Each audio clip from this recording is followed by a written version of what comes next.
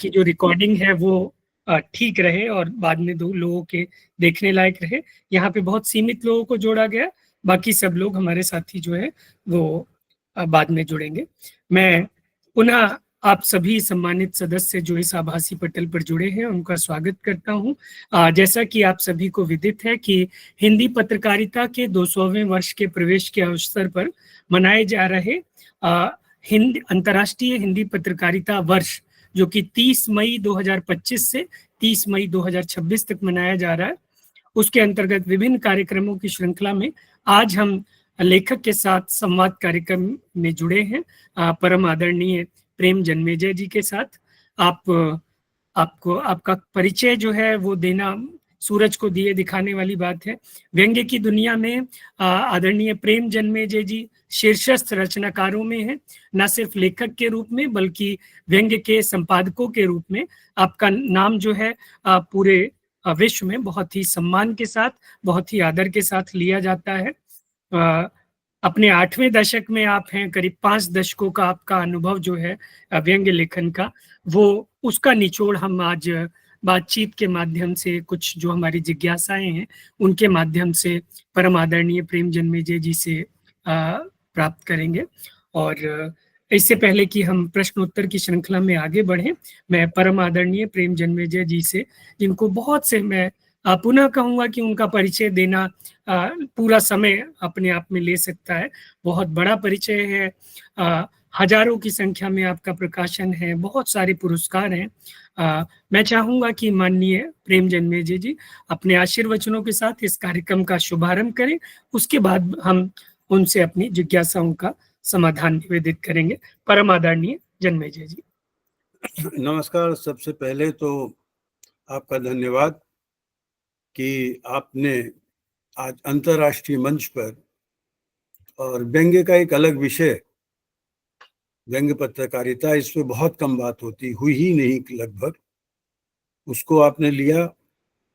और मुझे याद है कल्पना जी यहाँ पर हैं, उनको ध्यान होगा 2-3 वर्ष पहले मॉरिशस में व्यंग्य को अंतर्राष्ट्रीय मंच मिला था, जब विश्व हिंदी सचिवालय में माधुरी जी ने मुझे बुलाया था और एक पूरे दिन 5 सत्र व्यंग्य की अवधारणा को लेकर, व्यंग्य की भाषा को लेकर, व्यंग्य के स्वरूप को लेकर, व्यंग्य की परंपरा को लेकर, इन पर मैंने बात की थी।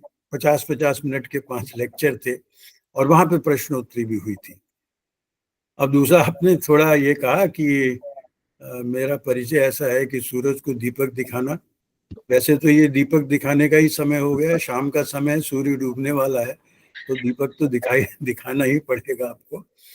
तो पर ये मैं शैलेश इसलिए आपका की प्रशंसा करूंगा, और ये सारी चीजें व्यंग्य जो धीरे धीरे, जिसमें विमर्श नहीं होता है, लिखा बहुत जाता है, विमर्श की कोई हिम्मत नहीं करता है, और ऐसे में एक बहुत बड़े आयोजन जो पत्रकारिता का आयोजन है, और 2 वर्ष का तुम्हारा चलेगा, 200 वर्ष की पत्रकारिता को लेकर, और उसमें व्यंग्य को खोजना, व्यंग्य की उपस्थिति को देखना, ये बहुत बड़ी चीज है कि व्यंग्य किस तरह,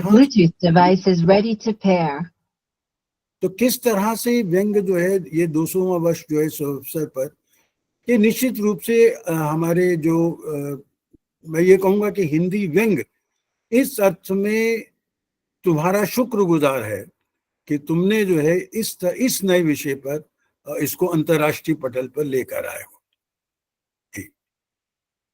और बाकी तुम्हारे सवाल प्रश्न जो है उनसे ही उत्तर निकलेंगे, और उन उत्तरों से प्रश्न निकलेंगे। तो उनके लिए अब जैसे होता है ना, परीक्षार्थी तैयार रहता है, तो मैं ज़्यादा तैयारी तो कर नहीं पाया, और तुम्हारे प्रश्न जो है हो सकता है बहुत, क्योंकि व्यंग्य के तीखे हों, तो देखते हैं, सामना करते हैं कितना क्या होता है। जी।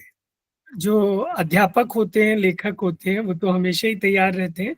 हम लोग नए छात्र हैं, तो हमारी जिज्ञासाओं के समाधान के लिए आपको किसी तैयारी की आवश्यकता नहीं है। बस मैं ये चाहूँगा कि हमारे साथी लोग जो है जुड़े रहें, और अपनी जो भी आपकी भी जिज्ञासाएं हैं उनको आप चैट बॉक्स में जो नीचे दिया हुआ है दाईं तरफ, उस पर लिखें। हम आपके भी जो भी प्रासंगिक प्रश्न होंगे उनको शामिल करेंगे। सबसे पहले तो मान्यवर मेरी जिज्ञासा यही है कि प्रयागराज की साहित्यिक उर्वर साहित्यिक भूमि में आपका जन्म हुआ, सभी विधाओं पर वहां पर बहुत लिखा गया। ऐसी क्या वजह रही कि आपने व्यंग्य का रुख किया, आपका चुनाव व्यंग्य विधा रही? ऐसा है कि साहित्य, आपने कहा कि इलाहाबाद की भूमि में जन्म हुआ, तो वहां व्यंग्य का जन्म नहीं हुआ। व्यंग्य का जन्म हुआ दिल्ली में आकर। जी और दिल्ली आप जानते हैं कि विसंगतियों की नगरी है। बिल्कुल। और क्या होता है कि कई बार लेखक विधा को नहीं चुनता है, विधा लेखक को चुनती है। जी उसकी रचनाएं उसको चुनती हैं, उसकी दृष्टि, मुख्य रूप से उसकी दृष्टि क्या है वो चुनती है। ऐसे अगर आप देखें तो हर व्यक्ति, हर गद्यकार, बड़े से बड़ा गद्यकार, बड़े से बड़ा व्यंग्यकार आप देख लें, सबकी शुरुआत जो है वो कविता से होती है। कविता में ही वो उन दिनों वो दिन वो होते हैं जब आदमी तितलियों के पीछे भागता है और उनके उसमें जो है वो प्रेम गीत रचता है या जीवन को अलग दृष्टिकोण से देखता है और कविता फूटती है। और मेरे साथ भी रहा कि मैंने प्रसाद को भी पढ़ा, और प्रसाद तो छायावाद के तो उसमें गीत लिखना, या जब मैं पढ़ रहा था तो मेरे अध्यापक के रूप में कैलाश वाजपेयी भी थे, नरेंद्र कोहली भी थे, तो पर कैलाश वाजपेयी का उतना प्रभाव कविता का नहीं पड़ा जितना इसका। दूसरा, मुझे लगता है कि आपकी कोई भी, अगर आप देखते हैं कोई पौधा जो है अगर रोपा जाता है, उसका बीज रोपा जाता है, तो उसके लिए आवश्यक होता है कि उसकी जमीन कैसी है। उसकी जमीन जब तक वैसी नहीं होगी तब तक वो पौधा वो फूटेगा नहीं। अब मेरे साथ क्या, सबसे पहली बात तो ये रही कि हमारी माँ ने जो हमें संस्कार दिए, वो संस्कार ये था कि सत्य कहने से डरना नहीं है। सत्य कहने से, सत्य जो है, चाहे तुम्हें पिटाई, मुझे हमें कहती थी कि हो सकता है तुम्हें पिटाई लग जाए, पिताजी पीट भी नहीं, पर उससे क्या होगा, तुम्हें रात भर ठीक से नींद आएगी कि मैंने सत्य बोला। रात भर जो है तुम ये नहीं सोचोगे कि हाय मैंने गलत बात कह दी। तो इस दृष्टि से मुझे लगता है कि जैसे तुमने भी कहा कि उस उर्वर भूमि में कैसे आपने व्यंग्य को चुना, तो व्यंग्य मैंने बताया कि वो यहाँ आकर जब लिखना शुरू किया, हिंदी ऑनर्स में एडमिशन लिया, और उसके बाद क्या हुआ कि मैंने एक साथ भक्ति काल में कबीर को भी पढ़ रहा था, सूर को भी पढ़ रहा था। अब उनमें मुझे क्या अच्छा लग रहा था, सूर में मुझे क्या अच्छा लग रहा था कि उनका जो जिस तरह से सूर जो है उन्होंने उसका वर्णन किया है, गोपिकाओं का लेकर वर्णन किया है, और जिसमें वो कहती है कि वो मथुरा कादेर की कोठरी जो आवे सो कारे, तो मुझे समझ आया कि कादेर की कोठरी संसद भवन भी हो सकता है। या उस समय में जो है जब संवाद होता है अंगद का और रावण का, या परशुराम का और लक्ष्मण का, जिस तरह से वो व्यंग्य करते हैं परशुराम पे, वो मुझे प्रसंग पसंद आता है। अब सारी रामायण में आप पूछेंगे किसको क्या अच्छा लगता है, तो अपने अपने पक्ष बताएगा, तो मुझे वो अच्छा लगा। और सबसे अच्छे लगे मुझे कबीर, कबीर जिन्होंने मुझे एक राह दी कि भैया व्यंग्य जो है, एक बात और बात उससे लगा कि व्यंग्य जो है उसके लिए ये जरूरी नहीं है कि आप कोई पोथियां पढ़ें, आप दैनिक जीवन को देखकर उनकी विसंगतियों में से व्यंग्य ढूंढ सकते हैं। कभी नहीं है कागज मजीद छुओ नहीं, कलम गई नहीं हाथ, ये कबीर थे। तो वहां से मुझे लगा विसंगतियों पर, जो मेरी माँ कहती थी, जो उस पर सत्य बोलो और उस पर आक्रमण करो, विसंगति कोई भी हो, चाहे वो ब्राह्मण की हो, तू जो ब्राह्मण ब्राह्मणी का दाया और द्वार से क्यों नहीं आया, या पाथर पूजे हरी मिले तो मैं पूजू पहाड़, या कांकर पाथर जोड़ के मस्जिद लई बनाए ताचड़ी मुल्ला। तो ये सारी चीजें जो थी, ये मेरे विसंगतियां जो हैं, ये धीरे धीरे मुझे ले जाने लगी। और जब मेरा रचना काल था, वो परसाई, शरद जोशी, धर्मवीर को मैं बाद में बताऊंगा, पहले अभी इतना ही कि व्यंग विषय जो तुमने कहा, ठीक है, मैंने कविताएं भी लिखी हैं, पर वो भी उसमें भी व्यंग की रचनाएं रही। कहानियां शुरू में लिखे जो सारिका में छपी, कहानीकार में छपी, बहुत जगह पे कहानियां उन दिनों प्रकाशित हुई, वो भी लिखी। पर धीरे धीरे व्यंग का मार्ग जो है वो रहा, क्योंकि मैंने एक जगह लिखा है कि मैं कभी राजमार्ग पे जाने का प्रयत्न नहीं किया। मैंने क्या किया कि मैंने अपनी कि इसका मार्ग अच्छा है, इस पे चला जाऊं, इसकी कार्बन कॉपी बन जाऊं, मैं निराला बन जाऊं, मैं कबीर बन जाऊं, नहीं। मैंने अपनी कुदाल ली, साथ में जो पगडंडी जा रही थी उस पर चलना शुरू किया।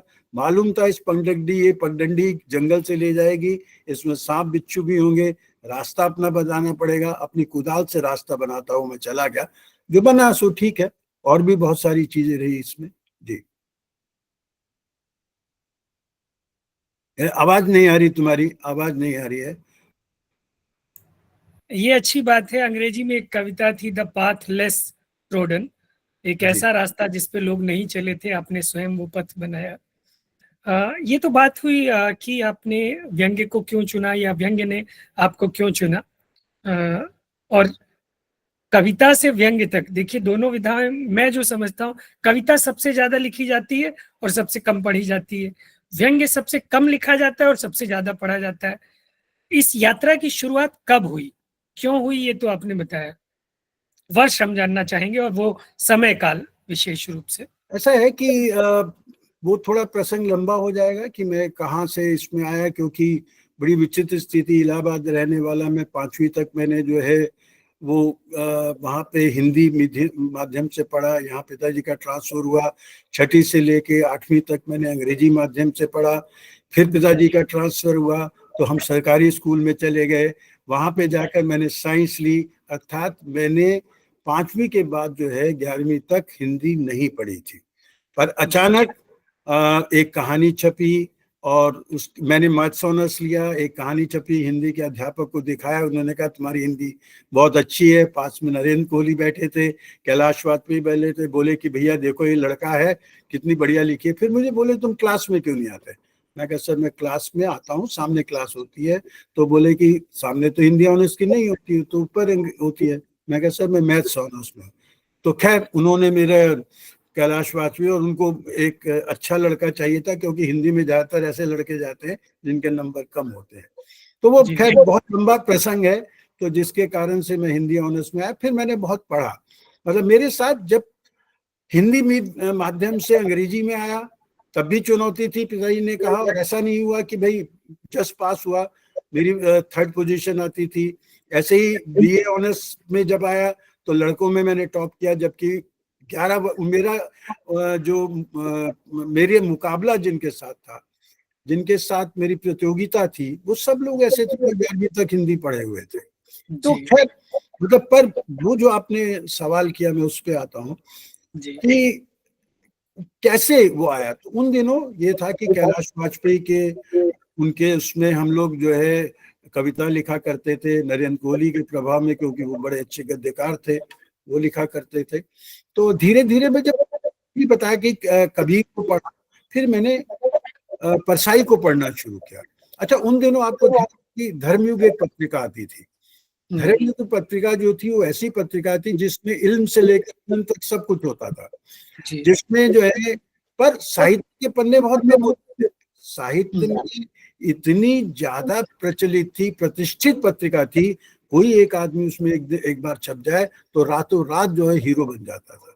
तो उसमें बैठे ठाले नाम का स्तंभ आता था, जो परसाई, शरद जोशी, रविन्द्रनाथ टैगोर, क्योंकि कबीर की परंपरा उनको मैं पढ़ता था, उनसे प्रभावित होता था। फिर मुझे लगा कि परसाई जो है कबीर की राह के हैं, तो उनको भी पढ़ना शुरू किया।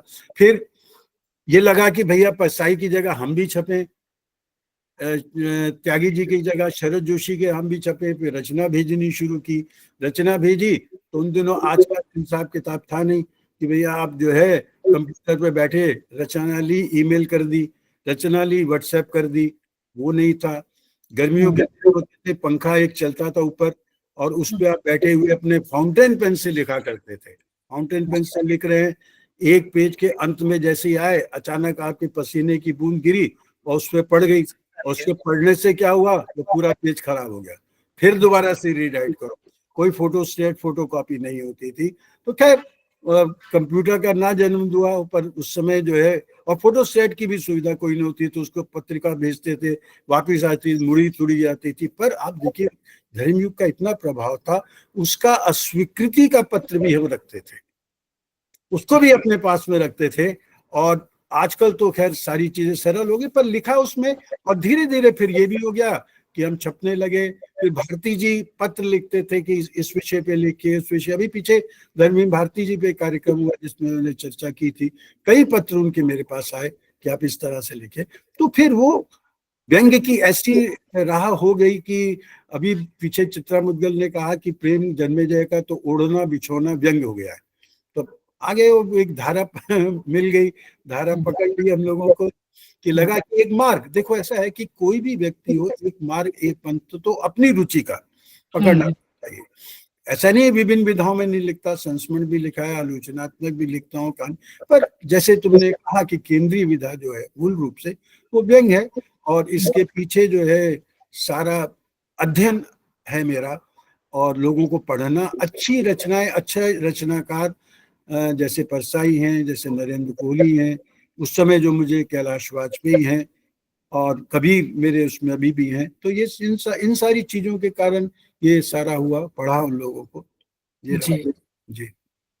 आपने विधा चुनने की बात कही तो मुझे याद आता है कि बच्चन जी की मधुशाला के जो शुरुआती पद हैं उसमें एक राह पकड़ तू एक चला चल पा जाएगा मधुशाला। राह पकड़ना तो बिल्कुल वही जरूरी ना, है। अलग अलग पथ बतलाते सब, उस समय तो अलग अलग, वो जो कभी जो होगा वो कहेगा आ जा इधर, कभी मैं बताता रहा हूँ, हमारे जो जिन्होंने मुझे कहा कि हिंदी ऑनर्स में आ जाओ, वो बाद में मुझसे बहुत नाराज है, वो बोले रीतिकाल में पढ़ो, इसमें नंबर बड़े अच्छे आते हैं।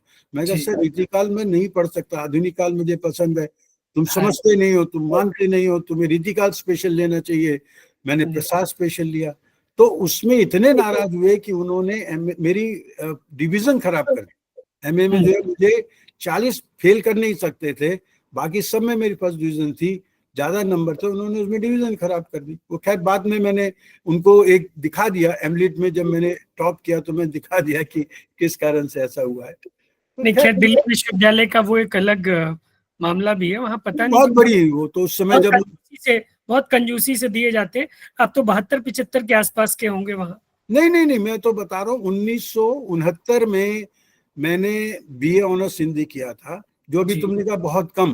पहली लड़की जो फर्स्ट आई थी उसके थे 64%, दूसरी के थे 62.5, और हम 5 लोग थे, जिसमें मैं इन बाकी सब 6 लड़कियां हैं, 7 लोगों में मैं अकेला लड़का था। हम 5 लोगों के 60% थे, जस्ट हमारी फर्स्ट डिवीजन बनी थी। तो उस समय बहुत मुश्किल से नंबर आते थे, ये तुम बिल्कुल सही कह रहे हो। 71 में मैंने फिर एमए किया, 73 में एमलिट किया, 84 में पीएचडी किया, तो ये वो भी बैंक पर किया था।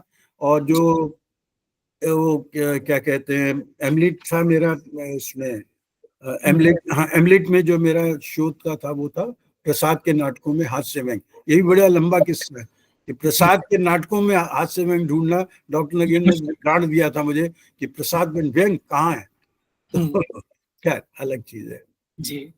नहीं, ये सिलसिला चलता रहा आगे। मुझे लग रहा है 15-20 साल पहले तक जब मैंने पढ़ाई की, तब मुझे भी बीए में 40% नंबर दिए, और मैं मतलब क्लास में ऐसे विद्यार्थियों में से था कि फर्स्ट ईयर को छोड़ दें तो सेकंड थर्ड ईयर में कभी भी किसी टीचर को भी फ्री हैंड नहीं दिया कि कोई भी टीचर कुछ भी बोल के चला जाए और हम स्वीकार कर लें।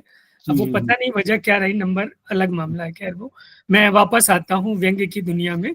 और इसमें एक बात कहूंगा, अभी और लोगों से कहूंगा कि जो विश्वविद्यालय कहीं के अंक, वो आपका मूल्यांकन नहीं है। बिल्कुल बिल्कुल, आपका मूल्यांकन कर्म है, और उस कर्म के कारण, और दूसरा आप भविष्य की सीढ़ियां कहाँ तक चढ़े हैं, ये आपका मूल्यांकन है। बिल्कुल बिल्कुल सही बात है जी, हाँ जी, आप क्या कह रहे थे जी? हमारी अगली जिज्ञासा ये है मान्यवर कि आपकी एक व्यंग्य रचना है राजधानी में गंवार, उसके पीछे अगर आप बताना चाहें कि वास्तविक जो चरित्र हैं वो कौन से रहे, या क्या प्रेरणा रही उसके पीछे?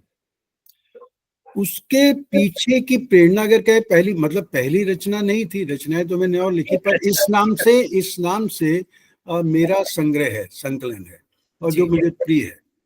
इसके पीछे मैंने ये देखा कि हमारे समय में जैसे हम लोग बहुत निम्न मध्यम वर्ग के लोग थे जी। और माँ, हम लोगों का जो है पिता का एकमात्र लक्ष्य था कि हमें अच्छी शिक्षा देनी, इसीलिए उन्होंने अंग्रेजी स्कूल में भी डाला। इसीलिए उनके पड़ोस में एक थे, वो बोले कि तुम यहाँ आए हो, तो उन दिनों दिल्ली में रह रहे थे, ग्रेटर कैलाश में 4.5 रुपए का जमीन मिल रही, ले लो, मकान बना लो, सुखी रहोगे। बोले कि ये 3 बेटे, हम हमारे नाम भी उन्होंने रखे थे अलग तरह से कि 3 बेटे हैं, प्रेम, सत्य और शांति, इनको मैं शिक्षा दूंगा, ये मेरे मकान है जो बनेंगे। वो बड़े आदर्शवादी थे। आपको बताऊं, इलाहाबाद में भी जब मैं मतलब मेरा जन्म हुआ तो वहां पे त्रिवेणी पर पंडित जी ने मेरा नाम रखा, देखा तुला राशि तरह से है, तो उन्होंने मेरा नाम रखा त्रिवेणी प्रसाद। तो पिताजी ने खैर ठीक है स्वीकार कर लिया, पर बाद में जब भाई हुए तो उन्होंने कहा नहीं, मेरा एक संदेश है संसार के लिए, तुम तीनों ये काम करना, प्रेम, सत्य और शांति, इस रूप में जो है लेके चलो। तो हमारे तीनों के नाम वही हैं, तीनों हम भाई हैं। तो इस दृष्टि से जो अभी आपने पूछा कि किस तरह से जो है उस समय जो राजधानी में गंवार की बात जो आपने की, तो हम लोग उसमें थे। मतलब हमें कभी गरीबी ने हमें कभी इस तरह से वो नहीं किया कि दुखी क्या हो, भाई हाय हम गरीब हैं। क्योंकि पिता ये कहते थे कि अगर तुमने अपनी अमीरी देखनी है तो नीचे देखो, गरीबी देखनी है तो ऊपर देखो। तो काहे को हम देखेंगे, हम अपने साथ वाला को देखते थे जो हमारे साथ चल रहे हैं। तो मैंने देखा कि इस समाज में जो व्यक्ति गरीब है वो वो मूर्ख माना जाता है, और जो अमीर व्यक्ति है वो, क्योंकि प्रेमचंद ने कहा है कि एक मोटा आदमी कई लोगों को पतला करके मोटा होता है। ऐसे ही जो जिसको हम कहते हैं कि बहुत मतलब जो शहरी है और उस तरह से जो चतुरता है, तो मैंने देखा राजधानी में अगर गंवार आ जाता है, इस अपनी राजधानी को देखा मैंने, उसकी विशेषताएं ऐसी हैं, तो किस तरह से उस बेचारे का शोषण होता है। अगर आप कहेंगे कि स्टेशन से उतरने लेकर आखिर तक जाने तक कैसे उस बेचारे का कपड़े तक उतार लिए जाते हैं उस व्यक्ति के साथ, तो एक आम व्यक्ति वो किस तरह से शहरीकरण की विसंगतियों में फंसा हुआ, आज भी वही है।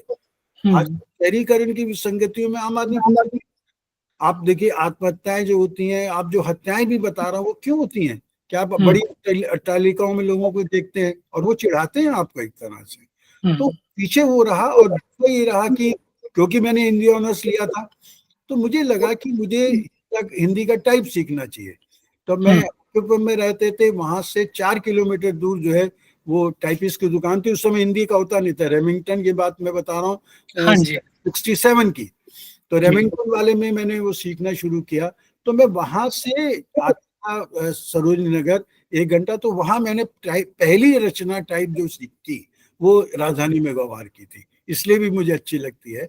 और इसका जब संकलन आया तो अवधेश बहुत अच्छे चित्रकार थे, उन्होंने इसका कवर बनाया था। तो इसलिए जो है मुझे लगता है कि एक अभी भी मेरी मनोभूमि वही है। मैं अपने बच्चों को भी कहता हूँ, पोतों को भी कहता हूँ कि भैया अगर अपने आप को सुखी रखना है तो सिर्फ नीचे देखो। अगर आपने आपको सुखी करना है और आपको लगता है कि हाय मुझे ये दर्द हो रहा है, ऐसा हो गया, मैं कहता हूँ एक बार अस्पताल के आपातकालीन वार्ड में चले जाओ, पता चलेगा तुम कितनों से सुखी हो। एक बार कैंसर के उसमें चले जाओ वहां पर, तो पता लगेगा। तो हमारे यही है, तो इसलिए जो है ये रचना मुझे लगती है अच्छी, और इसीलिए मैं और रचनाओं में भी लगभग, क्योंकि व्यंग एक बहुत बड़ी चीज है, करुणा उसमें होनी चाहिए। अगर आप व्यंग की बात करेंगे तो मैं बताऊंगा कि व्यंग की वस्तुता चाहिए, क्योंकि व्यंग को हम सिर्फ हथियार मारा की सब मानते हैं, पर व्यंग वस्तुता क्या है ये समझना जरूरी है। जी बिल्कुल सही कहा आपने। और हम तो खैर काफी बात के हैं, आपने 5-6 रुपए गज की बात की, तो उससे देखें तो हम लोग लगभग 250 रुपए गज के जमाने के हैं। पिताजी ने लगभग इस रेट में जमीन ली थी पालम के पास में। 13,000 रुपए का पहला प्लॉट 50 गज लिया था। तो 84 की बात है, 84-85 की। हाँ, 84-85 में इतना ही था, 85 की बात है। तो क्या दिल्ली में तो मुलाकात नहीं हुई। देखिए ये डिजिटल दुनिया का कमाल है कि कार्यक्रमों में हुई भी होगी तो आमने सामने नहीं हुई, हमने स्टेज पे ही देखा आपको। खैर मेरी जो अगली जिज्ञासा, जी हाँ जी, नहीं मैं कह रहा हूँ ऐसी बातचीत नहीं होगी कि हम दोनों बातों नहीं हो जाए और सब बातें कर रहे हो। जी बिल्कुल बिल्कुल। मेरी अगली जिज्ञासा ये है कि एक तो जो आपने बताई आपकी पसंदीदा रचना राजधानी के गंवार, ये आपकी रचना हो गई। मैं ये भी जानना चाहूंगा कि आपको, जैसे परसाई जी की आपने बात की, शरद जोशी जी की बात की, और भी उस दौर के जो बहुत से व्यंग्यकार और कवि थे, कवियों पे हम अभी नहीं जाएंगे। व्यंग्यकारों में कौन से व्यंग्यकार आपको पसंद आए जिन्होंने बहुत अधिक आपको प्रभावित किया, और उनकी किन रचनाओं ने? परसाई जी को हम सब ने पढ़ा, निश्चित रूप से उनका काम बहुत बड़ा है, पर उस बहुत बड़े बड़प्पन में आपको उनकी किन रचनाओं ने प्रभावित किया, या किसी और व्यंग्यकार की? देखिए, ऐसा है कि हर समय का रचनाकार अलग तरह से है। जी। हर तरफ की पसंद अलग है। अब हम्म। जैसे मैंने बताया कि मध्यकाल लेंगे तो कबीर मुझे अच्छे लगते हैं, हम्म। और इसी तरह से अगर रीतिकाल में आएंगे तो बिहारी, उनके कई जगह बिहारी का एक ऐसा दोहा है, आप जानते हैं, कि जिसने राजा की मूल चेतना को बदल दिया, उसके व्यवहार को बदल दिया। राजा जयसिंह, अगर आपको ध्यान हो, राजा बिल्कुल जयसिंह, बिल्कुल। बिहारी रोज उनको एक दोहा अली कली, सुनाते थे। अली कली हाँ, सो बिन तो वो आगे बदल कौन दिया बात। से। जी। फिर अगर भारतेंदु युग में आए तो भारतेंदु किस तरह से उस समय वैद की हिंसा हिंसा न भक्ति या अंधेर नगरी ये लिख रहे थे। फिर बालमुकुंद गुप्त किस तरह, हर युग में अगर आप देखेंगे कि धीरे धीरे लोग आ रहे हैं। और फिर जो मेरा समय आता है, जिस समय मैं पत्रिकाओं में लोगों को पढ़ रहा हूँ, ये तो किताबों में, पत्रिकाओं में लोगों को पढ़ रहा हूँ, समृद्ध हो रहा हूँ, तो परसाई निश्चित रूप से, आपने बताया कि उनको मैं पढ़ता था, मुझे लगता था कि मैंने लिखा भी है कि वो नैसर्गिक, उनमें प्रगतिशील की नैसर्गिक प्रतिभा है। वो मतलब नैसर्गिक है, वो प्रगतिशील अगर वो है, और वो प्रगतिशील, मैं उनको किसी दल से नहीं मानता हूँ, विचार से प्रगतिशील मानता हूँ। जी। और वो बहुत कबीर के पास हैं, और उन्होंने, अच्छा, उसके साथ मुझे इसलिए भी अच्छा लगता है कि मैं उनसे तीन चार बार मिला, पर एक बार जब मिला, वो मेरे जीवन का ऐतिहासिक क्षण है। जी। उनकी टांग टूट गई थी, अगर आपको ध्यान हो, 75 उस में। पर भी व्यंग्य है, उस पर भी व्यंग्य है उनके। हाँ, तो 75 में वो सफदरजंग अस्पताल में थे, हम लोग नारोजी नगर में रहते थे, और उन दिनों में एक पत्रिका भी निकाल रहा था हमारे, आप जानते होंगे, विभाग में अध्यक्ष भी रहे इन दिनों हरिमोहन शर्मा जी, तो हम जी। दोनों मिलके वो निकालते थे पत्रिका। तब मैंने परसाई जी का इंटरव्यू लिया था, हम्म। और वो ऐतिहासिक इंटरव्यू है। वहां रहकर कभी आप, मैंने किसी रचनाकार ने अस्पताल में इंटरव्यू नहीं दिया होगा, जी। अस्पताल में उन्होंने इंटरव्यू दिया, और बहुत लोगों ने पसंद किया उस चीज को। तो जी। उसमें जो है, परसाई से जो बातचीत हुई, जिसमें उन्होंने, मतलब इतना अच्छा लगा कि मुझे, जैसे मैं युवा व्यंग्यकार था, अब समझ लीजिए उस समय क्या उम्र हुई होगी, 25-26 साल का।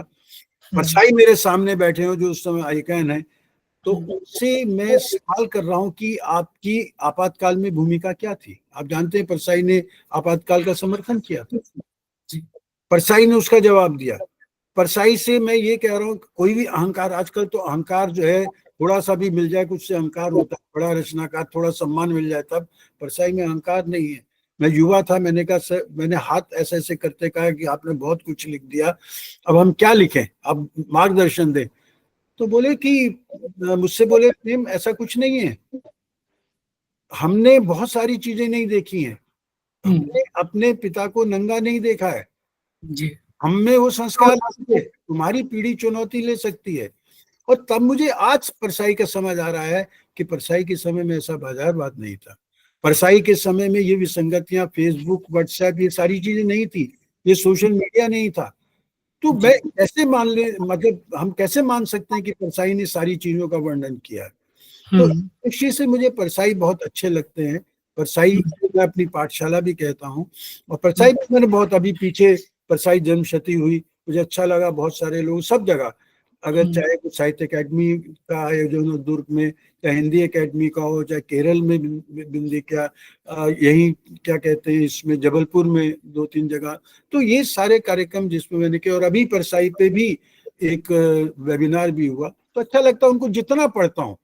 मैं तो कहता हूँ, जो जो बूते परसाई रंग, क्यों तो व्यंगलू हुई, व्यंग से ही आप संपन्न हो जाते हैं बिल्कुल बिल्कुल। परसाई को। और मैं तो ये कहता हूँ कि व्यंग जो है, मतलब परसाई के कारण मैं जबलपुर को अपनी व्यंग्यकार की मातृभूमि मानता हूँ, और व्यंग को अपनी मातृभाषा मानता हूँ।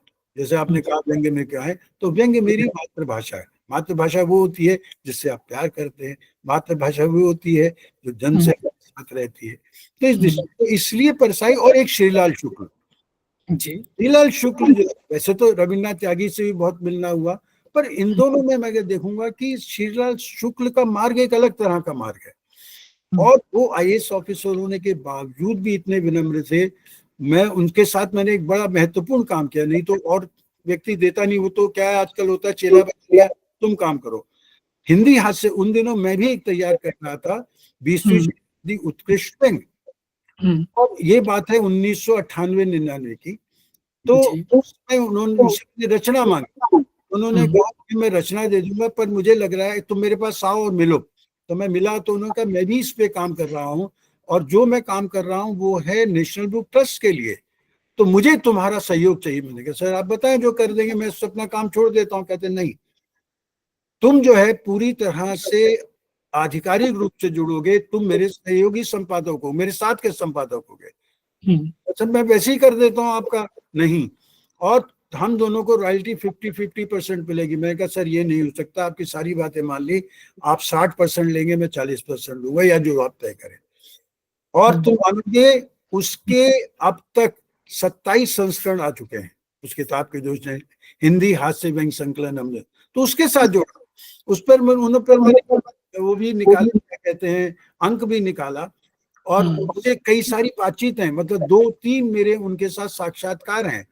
और उनका ये सबसे बढ़िया लगता है, जैसे उनसे मैंने एक बार किसी ने प्रश्न किया, मैंने तो नहीं किया, कि आप अपने आप को कहाँ पाते हैं, तो कहते हैं कि मैं ना दाएं हूं ना बहुत अधिक बाएं हूं, मैं सड़क पे चलता हुआ उस तरफ हूं जहां पर एक गरीब आदमी साइकिल पर खड़ा हुआ है, मैं वहां हूं। तो वहां कोई उन्होंने ऐसे ही अभी स्तंभ लेखन की, जो पत्रकारिता लेखन की बात की, उसमें बहुत बढ़िया बातें उन्होंने कही हैं, वो मैं आपके बाद में साझा करूंगा। तो ये दो लोग हैं, त्यागी जी को मतलब अलग तरह का उनका व्यक्तित्व था, शरद जोशी का अलग तरह का व्यक्तित्व था। शरद जोशी ने व्यंग को बहुत पॉपुलर किया, स्तंभ लेखन किया, वो फिल्म में भी ले गए, व्यंग को कई जगह ले गए उनका। शरद जोशी को शरद जोशी उनके पाठकों ने बनाया, उनके पाठक उनकी ताकत थे। तो इन सारे, शरद से भी मिला हूँ, परसाई से मिला हूँ, रविन्द्रनाथ त्यागी से मिला हूँ, श्रीलाल शुक्ल से मिला हूँ, नरेंद्र कोहली से मिला हूँ, और एक समय में तो नरेंद्र कोहली, शरद जोशी और परसाई, शरद जोशी और रविन्द्रनाथ त्यागी ये मेरे घर आए थे। और वहां पे क्या है, नारोजी नगर में रहते, तो 2 कमरे का मकान, तो मुझे अभी भी याद है। तो जैसे ही वो आए तो ड्राइंग रूम खाली हो गया, सब बैठ गए। तुम मानोगे आजकल क्या है कि बच्चे को अपना अलग टॉयलेट चाहिए, अपना कमरा चाहिए। उसमें हम कौन कितनी पीढ़ियां रह रही थी, मेरे दादाजी, मेरे माता पिताजी, मेरे दोनों छोटे भाई, और मैं, मेरी पत्नी और मेरा बेटा, ये सारे लोग जो है कमरे का मकान था उसमें रहते थे। और सब लोग चुप, मतलब वो हो गए कि भाई एक कमरे में चले गए। जब ये जाने लगे शरद जोशी, तो उनको लगा कि भाई इतने सारे लोग भीड़ देखेंगे, सोचेंगे कैसे लोग हैं, गरीब आदमी कैसे रह रहे हैं। तो जैसे ही जाने लगे तो सब आए नमस्कार करने के लिए। तो कहते अरे आप लोग, अच्छा आप लोग भी मुंबई की तरह रहते हैं, मतलब मुंबई में भी ऐसे ही लोग रहते हैं, आप भी मुंबई की, अरे इतना जो कर बोले, इतना वो है। और बहुत सारी चीजें हैं, शरद जोशी के रचना पाठ भी किया है शरद जोशी, तो उन पे भी अंक निकाला। तो ये बहुत सारे, ये लगभग सब मेरे, मतलब मुझे कहीं ना कहीं शिक्षित करते हैं, कहीं ना कहीं सावधान करते हैं। जहां मैं अपने आप को मानता हूं कि जहां मैं गिरने लगता हूं, जहां अपना अहंकार आता है ना, मैं इनको पढ़ता हूं कि मैंने कहा अभी तो इसकी बूंद भी नहीं बन पाया था, कि मेरे अहंकार होते हैं सभी लोग, सब चीजों का है कि मुझे अभी और आगे बढ़ना है। इस दृष्टि से मैं देखता हूँ अपने उस समय की पीढ़ी को, और मुझे अच्छा लगता है कि उसने मुझे ना केवल अपने लेखन द्वारा, बल्कि मिले जो है, उन्होंने मुझे एक राह दिखाई, और जिसके कारण मैं साहित्य की थोड़ी सी बूंद भी बन पाऊं, तो वो बहुत है। जी, बहुत बहुत प्रेरक रहा ये जो प्रसंग है, प्रेरणा का आपका, कि आपको कैसे कैसे किन किन व्यंग्यकारों से प्रेरणा मिली। ये बड़ी अच्छी बात लगी कि आपने बताया कि आपकी जो मातृभाषा है, या आपने जो भाषा चुनी वो व्यंग्य की चुनी। अभिव्यक्ति के तो खैर खतरे हैं ही, लेकिन मुझे लगता है व्यंग्यात्मक अभिव्यक्ति के खतरे थोड़े से ज्यादा है। आपको भी खतरों का सामना निश्चित रूप से करना पड़ा होगा। मैं चाहूंगा कि थोड़ा सा उस अनुभव के बारे में बताएं। व्यंग्य के खतरों को आपने कैसे मिले वो आपको, और कैसे आपने उनका सामना किया? ऐसा है कि ऐसा खतरा तो नहीं हुआ कि परछाई की तरह पिटा, पर पिटने और जेल से थोड़ा बचा। हुआ क्या कि ये बात है, मैंने नाटक भी लिखता हूँ मैं, और मेरा एक नाटक है सीतापहरण केस, जो उस पे पौराणिक उस पे आधार है।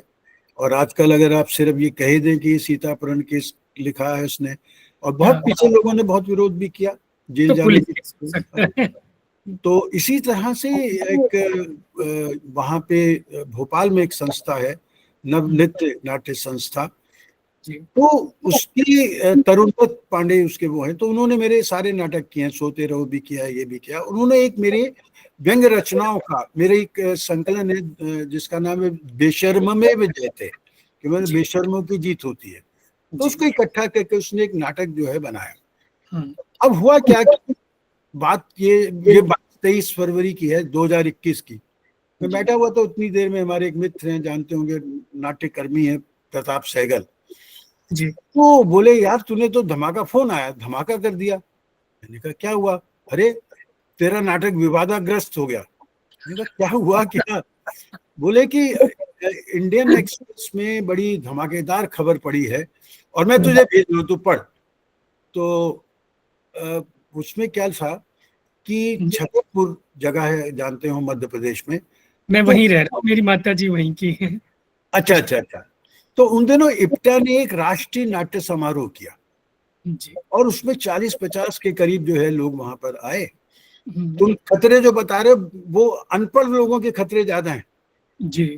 तो वो लोग आए और वहां आकर उन लोगों ने क्या किया कि सब लोगों ने कि अब हमारी नाट्य मंडलियां 40 के करीब आ रही है, इप्टा नाटक करेगा वहां पे जी। तो उन्होंने नाटक आयोजन किया। अचानक क्या हुआ कि वहां डीएम के ऑफिस में एक दल, नाम नहीं लूंगा, एक दल वहां पर पहुंच गया और उसने जाके धमकी दी कि 2 नाटक, एक है विजय तेंदुलकर का जाति ही पूछो साधु की, और एक है प्रेम जन्मेजय का बेशर्मे विजय थे, अगर ये होगा तो हम आग लगा देंगे, हम नाटक नहीं होने देंगे। शिवेंद्र जो आयोजक थे वहां पर, इप्टा का हो रहा था, उसने कहा अगर आपको इप्टा से है कोई दिक्कत है, इप्टा नाम हट जाएगा। कहते नहीं, कहते अच्छा आप कुछ मत कीजिए, इसको पढ़ लीजिए। कहते नहीं, नाम ही ऐसा है कि हम या नाम बदल दीजिए। तो मुझसे कहीं नाम तो लेखक बदलेगा नहीं, तुम्हें मालूम है, और मैं जानता हूँ प्रेम जन्मेजय को, नाम तो बदलेंगे नहीं वो लोग, और विजय तेंदुलकर से कौन पूछेगा, उनसे जो है। तो फिर जो है उसने कहा कि ठीक है आप ना करें, हम पूरा समारोह रद्द करते हैं। तो पूरा समारोह उन्होंने रद्द किया। तो ये खतरा नहीं, और उसके बावजूद भी अब बता रहा हूँ कि मेरा जो नाटक था सीतापहरण केस, जब शुरू में जब वातावरण इतना संकुचित नहीं था, उस समय जो है इसको हैदराबाद की संस्था है सूत्रधार, उसने हैदराबाद में, उसने बेंगलोर में, कई जगह पे कम से कम 20-22 टिकटेड शो किए बाकायदा। ऐसे ही तो लड़का जो है तरुणदत्त, इसने भारत भवन में किया, पर जैसे ही भारत भवन में गया उस समय इसकी शिकायत हो गई, ये सरकारी नौकरता है, विधानसभा में प्रश्न उठ गया, इसकी नौकरी जाने वाली थी, इसने किसी तरह से किया। तो ये सारे आए हैं, पर उसमें क्या है कि अब हम, और मेरा तो कहना यह है कि संगत समय में विरोध नपुंसक होने से बचाता है। और व्यंग्य में तो एक बार नामवर जी ने मुझे कहा था, बात हुई व्यंग्य पर, नामवर जी ने कहीं बोला नहीं है, मेरे कारण 1 घंटे का लेक्चर उन्होंने हिंदी एकेडमी में दिया था। उसमें उन्होंने कहा, मैंने उसको सवाल किया कि प्रेम व्यंग्य में जो ऊपर अंग की बिंदी है, ये व्यंग्य का डंक है, तो ये डंक मारता है तो तुम समझ सकते हो कि क्या हो सकता है। तो इस दृष्टि से हुआ, और अभी भी तो जो मुझे लिखना है मैं लिखता हूँ, लिखने से कभी और कभी सोशल मीडिया पे उससे बचते नहीं है। पर ठीक है, जानता हूँ कि जो सत्ता है, कोई भी सत्ता, मतलब मैं इसकी बात नहीं कर रहा हूँ, हम इमरजेंसी की बात करते हैं, सत्ता अपने हाथ से सत्ता को जाने नहीं देना चाहती है। बिल्कुल, मतलब मैं ये नहीं कहीं कि इसको बुरा कर रहा हूँ उसको अच्छा कर रहा हूँ, किसी पार्टी से नहीं हूँ, किसी दल से नहीं हूँ, मैं जो गलत है उसका विरोध करता हूँ। तो कोई भी सत्ता होगी, जब क्या होता है कि पहले जब सत्ताधारी आता है, हमारे यहाँ वो देश सेवक होता है, फिर धीरे धीरे वो जो है उसको सत्ता का खून जो है चढ़ता है, फिर उसके बाद वो अहंकार आ जाता है कि मैं ही वो हूँ, मैं ही भारत माता हूँ, मैं ही भारत पिता हूँ, ये आ जाता है और कुर्सी जाने नहीं देना चाहता है। इस कारण फिर वो शाब्दिक अर्थों में स्वयं सेवक हो जाता है। बहुत बढ़िया बात की है, अपनी सेवा ही करेगा वो, स्वयं सेवक हो जाता है। स्वयं सेवक हो करेगा। ठीक बात है। पर मुझे लग रहा है कि आप जैसे वो परसाई जी की एक पुस्तक, उन्होंने टूटी टांग पर ही पूरी संकलन इकट्ठे होके पूरी पुस्तक आ गई थी, टूटी टांग का चिंतन। हाँ हाँ, तो आपकी वो पुस्तक छूट गई, फिर आपके साथ ऐसा नहीं हुआ तो? नहीं कोई नहीं, अपने देखो ऐसा है नहीं, मैंने कहा मेरी पगडंडी है, मैं अपनी राह पकड़ रहा हूँ। परसाई से मैं प्रभावित हूँ, पर परसाई की कार्बन कॉपी नहीं बनना चाहता, परसाई की नकल नहीं करना चाहता, मेरा अपना मार्ग है, तो मैं उसी मार्ग मैं तो ये थोड़ा लाइटर मोड में नहीं, बिल्कुल मैं तुम्हारी बात समझ रहा हूँ कि बिल्कुल तुम क्या कहना चाह रहे हो, कि तुम ये चाह रहे हो कि ये प्रेम जन्मेजय वो लिखे और जेल में जाए। नहीं, पुस्तक है, मेरा टारगेट ये है कि उस पर भी एक पुस्तक आए। तो खैर, मेरी जो अगली जिज्ञासा है मान्यवर, वो ये कि बहुत से लोग, केवल मैं नहीं, आपको जो भी पढ़ते हैं, आप पे बहुत सारे शोध हुए हैं, दर्जनों शोध हैं, शायद सैकड़ों तक पहुंच गए हो, लोग आपको व्यंग्य का विश्वविद्यालय कहते हैं।